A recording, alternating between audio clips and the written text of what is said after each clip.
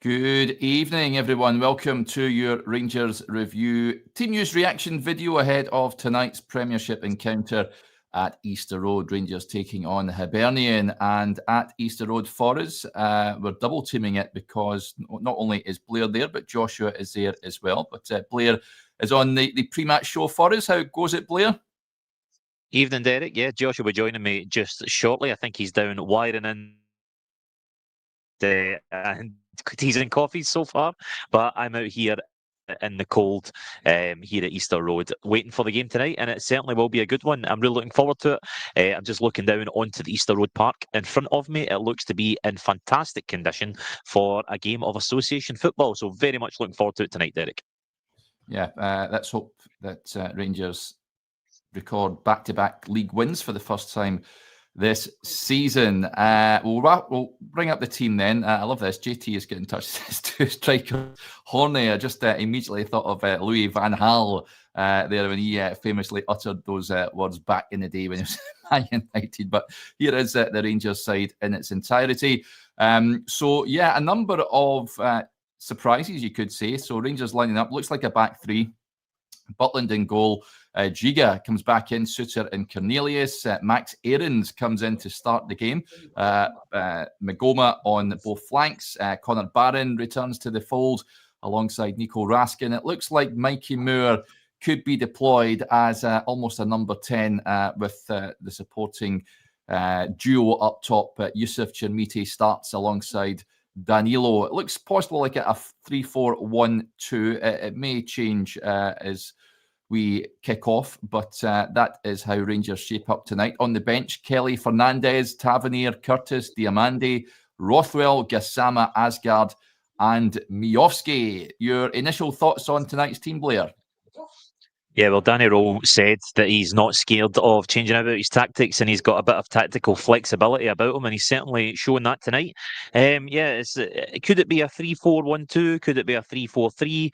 I'm not entirely sure how we're going to line up, but it certainly is interesting. I think that's what a lot of the comments are saying, that it's at least a bit exciting to see something different. I think if we start off at the back end of the park, Cornelius, Suter, and Giga, that is the back three that I predicted might start against Kilmarnock, and I think that was mostly down to the fact that I don't think he particularly trusts either of those two centre halves to be a pairing together.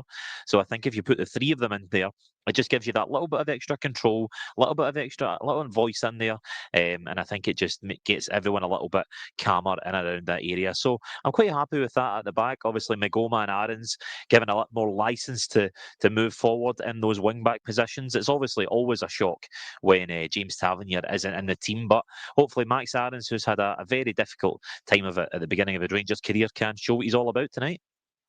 Yeah, lots of varying comments coming in, as you can imagine. It's a bit, it's a tad left field, you could say, but as Luke Gibson quite rightly says, his 4 games since the Brand match up until the semi-final, and some people wonder why there is rotation, so he's certainly using his full squad is Danny Rule for this. And this is interesting, never thought of this, but Darren gets in touch. He says, Chermiti and Danilo communication should be good, as both first language is Portuguese. Yes, so get your money on the pair of them getting on the score sheet tonight. But he's got his goal at the weekend, Chermiti, and let's hope he can score many more. Blair, the manager, spoke highly of him in the press conference yesterday. If you can get a tune out of Yusuf Chermiti, then great. That'll be fantastic for Rangers, given the outlay. Absolutely. I don't know if you can hear it behind me, but the DJ has just decided to pump the music up full blast as we're midway through the show. But yeah, absolutely. I think from that game at the weekend, as much as I am a big fan of Bojan Majovski, I actually think that Yusuf Chermiti him and Danilo looked much more comfortable together. Chermiti moved the ball a lot better. And I think the two of them up front could form hopefully a potent partnership. I mean, that point is a valid one. The fact that they both speak Portuguese. We spoke about Yusuf Chermiti having to settle into a new way of football, a new country, and with this price tag on him, there's a whole lot of pressure on the young man up front. So having that person next to him in Danilo that he can communicate with just that little bit easier, it takes one thing off his mind, and the two of them playing up front hopefully understand each other on the park and in language terms as well. Very interesting to see Mikey Moore. You've got him deployed in the hole in the sort of number 10 area. I wonder if he moves on to a more of a wing like, or maybe Danny Rule is just giving Mikey Moore that little bit of free rein to go and show us what he can do, because obviously we've spoke so much about Mikey Moore being a very highly rated young player. He comes up here with a massive reputation from Tottenham, but he's not quite set on fire yet in a Rangers jersey. So maybe given that responsibility of being in that number 10 and going to make things happen, maybe that's just what he needs. Yeah, I think he was pretty decent when he came off the bench at the weekend, and he was more central. Bradley with the point says, I think Moore has been wasted on the wing. So yeah, big night for him tonight to go and really showcase what he is all about. I like Magoma on the left wing back role. I've got to say him and Cornelius I thought linked up pretty well on Sunday. And Max Aaron's in on the right. He came off the bench on Sunday, Blair. Big call to drop the captain, of course, but Danny Rule has done it. Yeah, I think as a few people in the comments have mentioned, there's that small matter of an Old Firm semi-final on Sunday. So I really think he's probably got one eye on that as well, thinking about not wanting to use all these players too much in this week. And he has to give these players a chance. You know, he's came into this club. All these players will be vying for his eye, looking to get into the starting 11, looking to prove that they are good enough to be here at Rangers. And he's given the players an opportunity to go and show what they can do. I think a lot of people have written Max Aaron's off already in this season in a Rangers jersey, but he's getting an opportunity tonight and from the start at one of the notoriously toughest grounds to come to in Scotland. And if he can put in a good performance, it just goes a little way to building him back up in the estimations of Rangers fans. He certainly has got ability down there somewhere. He's just not been able to show it in a Rangers jersey so far, but tonight he is getting his opportunity. Yep. The question here from Day in Life, he says, who is the captain? It is John Suter, who will wear the armband this evening in with the captain on the bench. But a few interesting points that have been raised by many coming in. John from the Isle of Man says, big call dropping tab. It certainly is. But I think someone mentioned as well, he's 33 now. So asking him to play every minute of every game isn't logistically possible, really. You need to keep on fresh, and I think we'll be with one eye on Sunday. I love this from Rory. He says, notice the front line is led by 999. Hopefully we won't need to get an ambulance. So there you go. The headlines write themselves, but yeah, hopefully the pair of them can get on the score sheet this evening. But this is an interesting one from Dams. He says, who's our leaders in that starting 11? Well, Suter's got the captain's armband. I think Derek Cornelius is a guy that you'll be looking to be pretty vocal in there. Jack Butland is in there. Nico Raskin, of course. That's pretty much it, really, in terms of leadership there. Blair, is that a concern for you? I think Danilo has been a big voice in the changing room a lot of this season. I remember speaking at the early part of the season that Danilo was almost one of the translators in the group. They can speak multiple languages, so I think he will definitely be one of the more mature voices in there.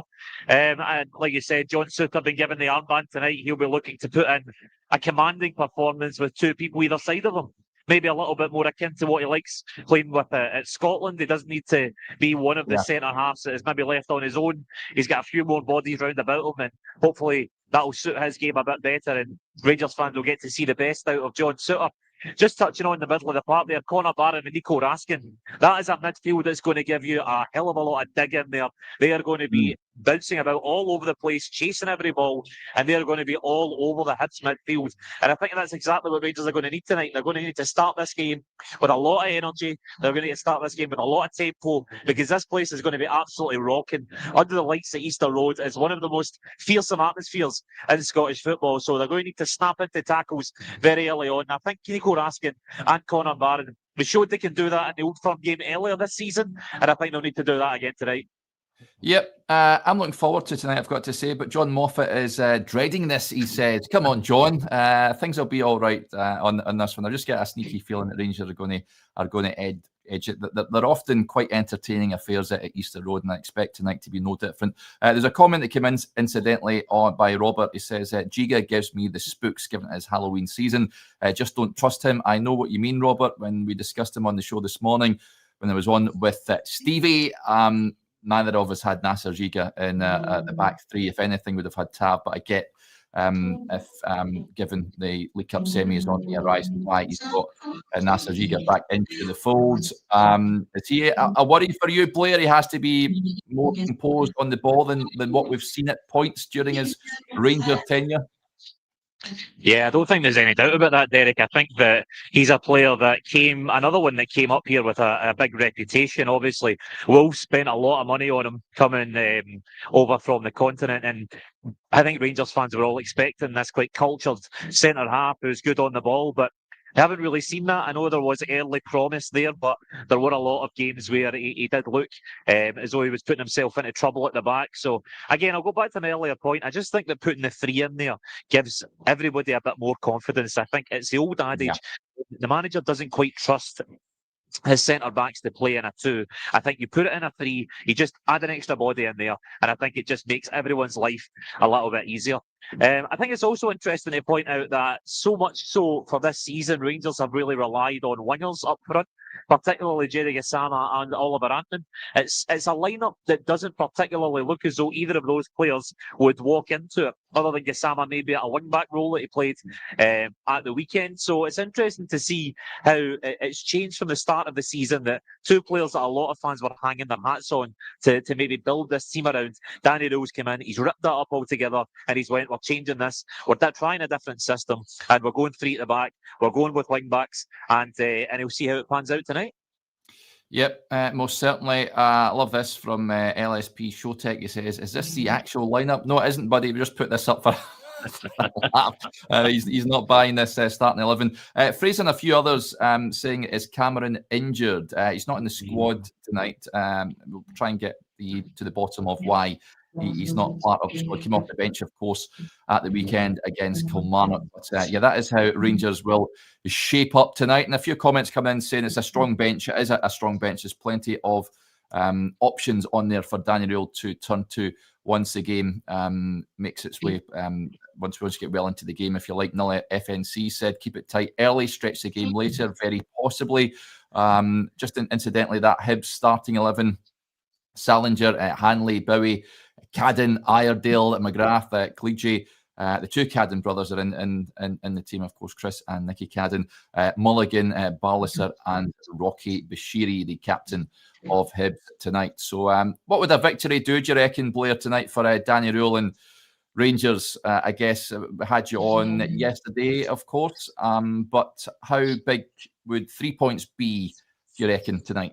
Well, I think it's massive in the scope of this week, really, Derek. This is a week that could potentially change the entire tide of Rangers' season. Started it off with that win against Kilmarnock, a much-needed league win at Ibrox. If they do follow that up with 3 points tonight, and Rangers finally managed to put back-to-back wins together this season, then it really is starting to look like a bit of a springboard. The fans have really taken to Danny Rule. He has almost won them over almost instantly. Just his little actions, even going over to speak to the fans in Brand, and the wearing of the suit, all the minute stuff that we've spoken about ad nauseum on here. The fans have really bought into Danny Rule, and I think getting that win at the weekend has just bought him a little bit more buy-in from the fans. I think a win tonight goes even further down that road, and then if you follow that up potentially with a good result against Celtic, then all of a sudden this season is looking a completely different shape than it did 2 weeks ago. So make no bones about it. It's going to be a very, very difficult game here tonight. It's always a very difficult venue coming to Easter Road, especially midweek. I think Hibs have been in decent form themselves. They beat Aberdeen at the weekend up in Aberdeen, so they'll be confident coming into this one. I really rate David Gray as a coach. I think he knows what he's doing. He's got that team very well drilled. So Rangers are going to have to be at their best tonight to get a result, but I definitely don't think it's beyond them tonight. As I said on yesterday's pod, Rangers have obviously beaten Hibs already this season, so these players know what it's like to get a result against this side. Yep, that Rangers team once again, folks. Butland in goal, back 3, Giga, Suter, Cornelius, Aarons and Magoma on both flanks, Raskin, Barron in midfield, Moore supporting a front 2 of Chermiti and Danilo. On the bench for Rangers, Kelly, Fernandez comes back in, Tavernier, Curtis, Diamandi, Rothwell, Gassama, Asgard, and Bojan Miovski. Right, that will do us there. We will be back on the full-time whistle. Myself, Blair, and Johnny will also join us on the whistle. So we hope you can join us for that, folks. And yeah, we hope your team wins. And we'll chat again soon. Bye for now.